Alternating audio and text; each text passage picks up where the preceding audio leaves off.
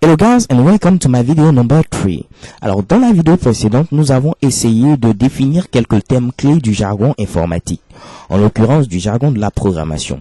Je vous avais dit que CodeBlock comprenait ce qu'on appelle un compilateur qui nous permettait de traduire notre code source, qui est tout simplement une série d'instructions que l'ordinateur doit exécuter, en langage binaire que l'ordinateur comprend. Mais également, CodeBlock comprenait un éditeur de texte. Ce que je ne vous ai pas dit, c'est que CodeBlock a également ce qu'on appelle un debugger.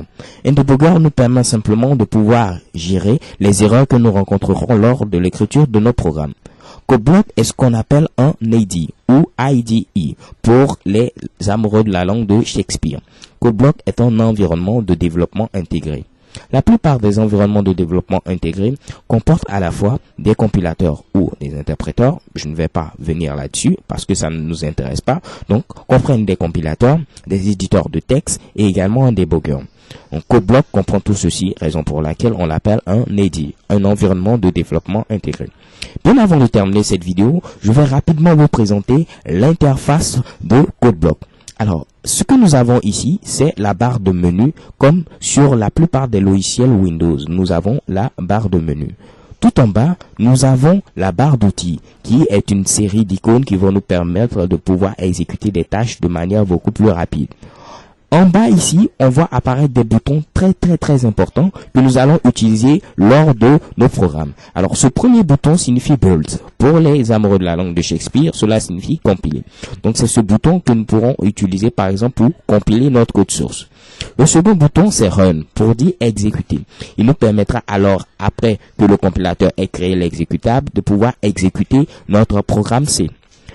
Pour faire les deux à la fois, c'est-à-dire compiler et exécuter, nous pouvons utiliser le troisième bouton. C'est généralement celui-là que nous allons utiliser. Parce que une fois que celui-là sera, disons, une fois que nous aurons cliqué sur ce bouton, nous pourrons à la fois compiler et exécuter notre code source. Excusez. Dernier bouton Rebuild, qui veut dire ici reconstruire, tout recompiler.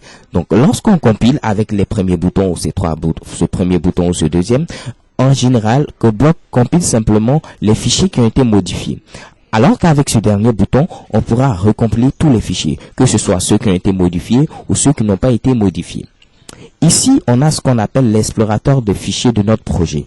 Alors, lorsque nous allons créer un projet, avec cet emplacement ici, nous pourrons voir l'ensemble des fichiers qui composent notre projet. Cette section, quant à elle, représente la section principale. C'est à l'intérieur de celle-ci que nous aurons à écrire le code source de notre programme langage C.